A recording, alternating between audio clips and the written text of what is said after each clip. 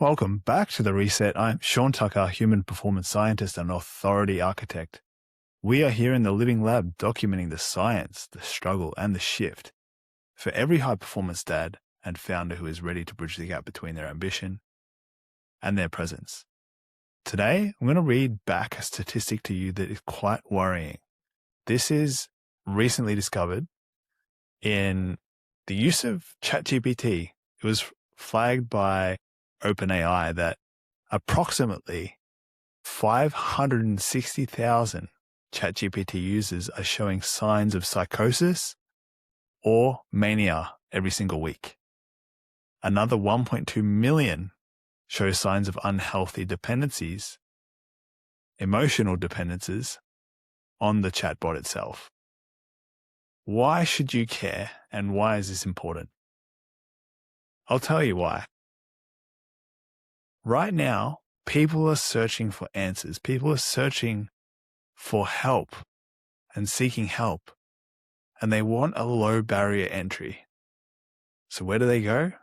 Well, they turn to these language models that are not human, evidently. They can't really understand what you're going through. And often it'll give advice based on the information that it has. So it's interesting to see this from two angles. One is OpenAI's approach to, well, how do we handle that?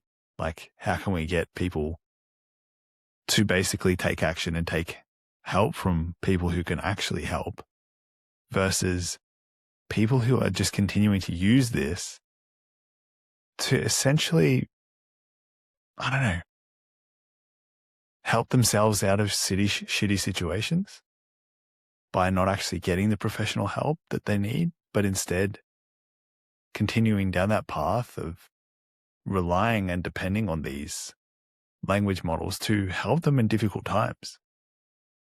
And I think it really shows the importance of what we're here as men to do. And that is to lead, to provide, to protect the people who are incapable, the people who need our help, the people who need to see someone out there who are doing the thing that they're avoiding. Whether that's seeking help, whether that's doing a workout, whether that's belonging to a community of other leaders, other men who are showing what's possible. We live in really interesting times.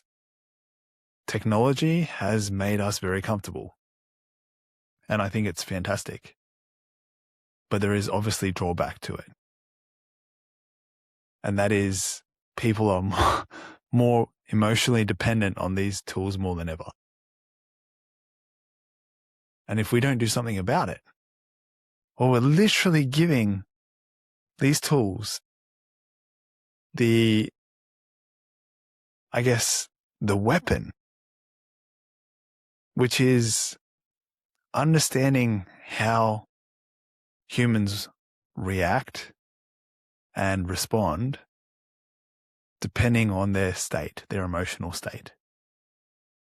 Because I can guarantee when you hand your life well-being, the well-being of your life away to a non-human AI robot, at some point, it's not going to know what to do, but it's going to give advice that it's not allowed to give you. And what does that mean? Well, it could say something really, really badly, like really bad. It could say, well, there's no point in you living anymore. Right? So you might as well give in. And that's loss of humanity right there. That's literally giving a robot your humanity. And I understand there is such a need, such a deep need that fights against, I suppose, mental illness. And we are in this place of deep survival, really, mental survival.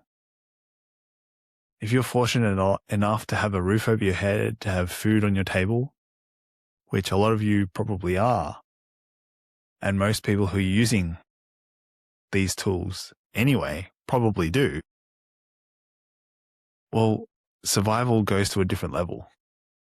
It becomes a game of mental survival, of learning how to navigate through your emotions, to really move through life with ease, or pretty much just to get to the next day.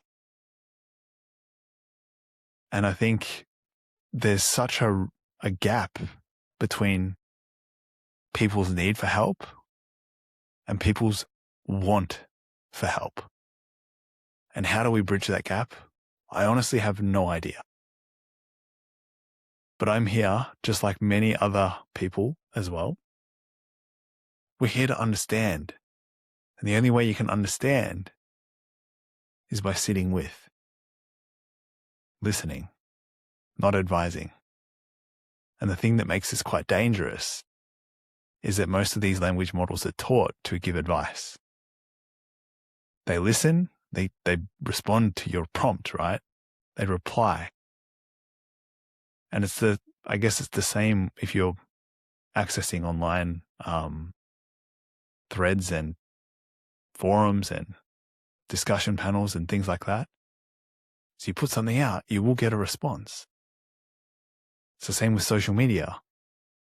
You put out a piece of content, you're going to have naysayers, you're going to have haters. We all do. You're going to have people trolling you. And it's how you respond back that's most important. Do you respond with more listening, deflecting? Do you see it as they're pointing out a truth in you? Except these language models don't have hearts. They have a brain, right? It's the brain we've given them. And they're trained to really just take in an unthinkable amount of knowledge. But what differentiates us from robots is essentially we have hearts. We have a different level of consciousness. We are able to change our state. We are able to think differently based on how we feel. We can change how we feel, which will change how we think. So I don't have all the answers. I wish I did. But I think what we need to do is just sit with that for a little bit longer. Are the people around us, are they in need of help? How can we think about helping them differently? What does support mean? How would you like to be supported when you're going through something tough? Is it good to just know you can call on someone to help you? Many people don't have that. Is it good that you can know you can just show up to a place where people, they don't ask questions about how you are. They just get you moving, and they get you moving through the motions rather than talking about them. Everyone needs something different, but it's about figuring out how can you support the people around you, your family, your friends, your community. Connection is the thing that's missing. And we are trusting and putting so much trust in these language models. Me too, I do as well. We put so much trust. We tell our stories, we tell them what's going on. And I guess it's becoming an us versus them, which is where war starts. This is where conflict begins, is where it's us versus them, because they're not human. And I think that's the next generation of where we're at in terms of understanding consciousness. Yes, I see all the humans are. It's us. But if it's us versus a robot, well, that changes the story, changes the narrative. So join a community. Check in with your friends. Check in with your family. Just notice, have they been behaving differently? Are they less present than they once were? You have to really listen in. Be present yourself. And if this episode has been helpful, share it with one person. because together we can actually make this bridge or make this gap together by being more connected and showing up for each other. So that brings us to the end of the episode of The Reset. If you want to stop being a passenger in your own life and start being the architect of your legacy, make sure you comment the word reset and I'll send you the 7-day integrity reset. Most people wait for their life to change. We are the ones who architect our choices. Change your state. Choose how you show up. I am Sean Tucker. I will see you in the next one.